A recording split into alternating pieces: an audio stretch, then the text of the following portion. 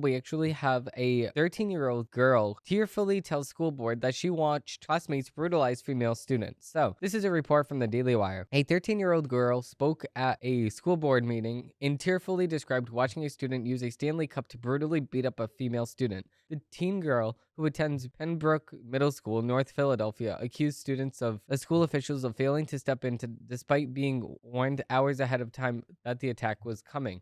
Redux reported that the attacker is a trans-identifying male who identifies as Malene. All of a sudden, all I hear was screaming and everybody running. All of a sudden, you hear these terrible loud bangs of a Stanley bouncing off a head. And then you'll see Mel grabbing her hair and hitting her against the table. There was blood going everywhere, the young student recalled. We had to sit there and watch them clean up the blood off those tables and the ground. And we had to watch them take her out with blood dripping off of her face. And we'll never forget that, the girl said with her voice breaking. The attack also yelled, "I'm going to murder you," repeatedly to students, she said. The violent incident played over in her head as she lays down in the bed, the girl told board members. The girl said that she was second on the attacker's hit list and begged school administrations to help 5 hours before the attack. The guidance counselor promised the attack will not happen, the teen said. Disgusting. Disgusting incident. Disgusting, disgusting, disgusting.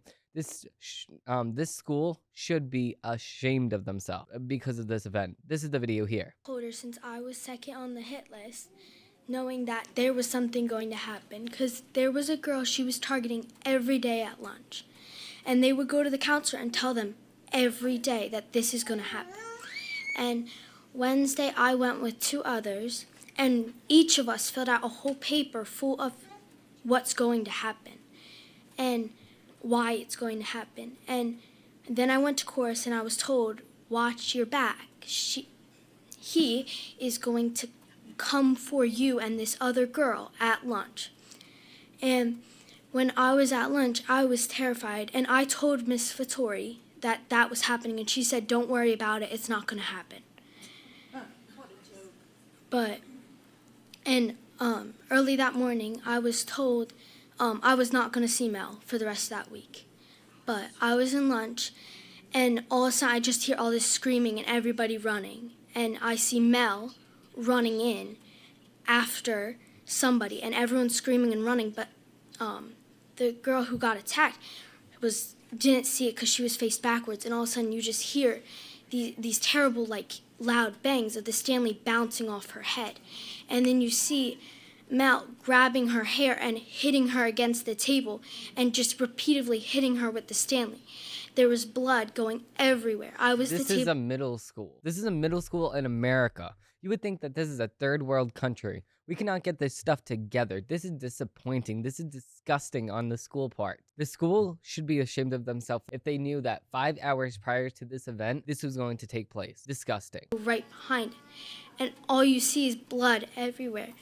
And it was just, and then you say in your email that it was 8 minutes, but we timed it, it was 28 minutes.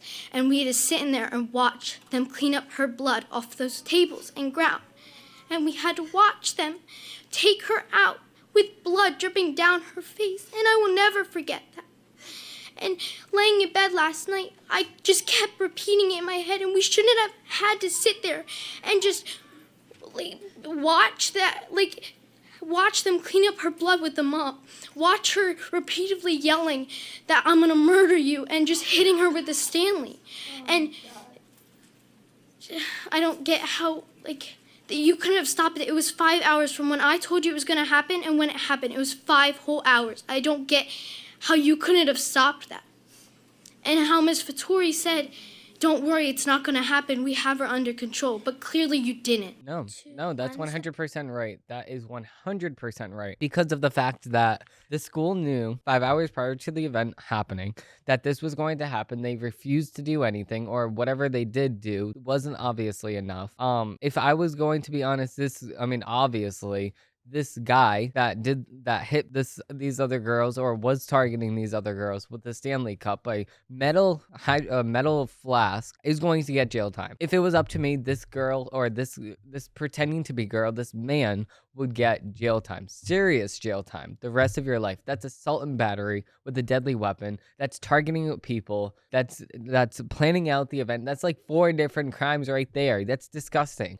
The incident occurred at 1:20 p.m. on Wednesday in the school cafeteria. Police and first responders were called to the scene. Surveillance video shows a seventh grader.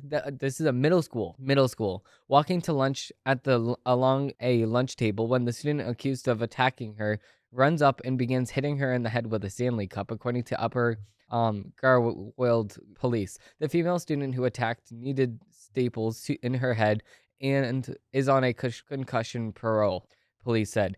The incident is still under investigation. What investigation do you need? Prosecute the man that's pretending to be a woman. That doesn't even make any sense. It doesn't matter what happened prior to that. That's not acceptable. That's not acceptable. It doesn't matter if you say, oh, you're not a real girl. It's not. You're not. It's true. It does not matter what led up to that event. You cannot do those things. Any man, I was told for my whole entire life, men do not touch women. That's exactly it. If you want to say, oh, well, I don't like you, and stand up for yourself with words and obviously defend yourself when it comes to that aspect. Like, let's just say if you're really getting beaten down or whatever, and it comes to worst, that's the worst situation that could possibly happen. But this is not the worst situation that could possibly, well, I mean, I would say that this is the worst situation, but I'm saying this self-defense aspect of it is not anything that was ever needed for this event to even take place.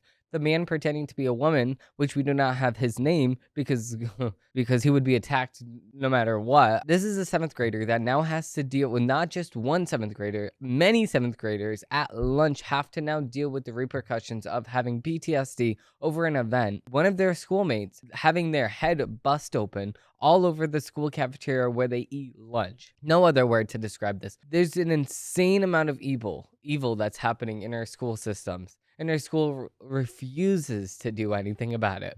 And they refuse to even say, oh, well, we got this under control. How about you send home the mail? And then for threatening remarks that he made, have an investigation immediately. And make sure that all of the other students are protected by sending home this man pretending to be a woman. That's a mental health issue. Look at the DCM-5. Disgusting. This was avoidable, and district truly failed to protect the students at Pembroke. One student told school board members, "What are we supposed to say to our children after this? How do I send them back to school?" Yeah, you can't. You don't have the trust of anybody now. The attacking student has been in school for 3 days when the attack occurred, the parents said. In a statement, Pembroke Middle School Superintendent Todd Beer confirmed that the incident had occurred, resulting in serious injuries to a student. However, he said the rumors are false and that the attacker was expelled from the school set for violent behavior. That's it. Just expelled from the school? No. You get arrested for like 30 years for this. That's disgusting. Learn your lesson.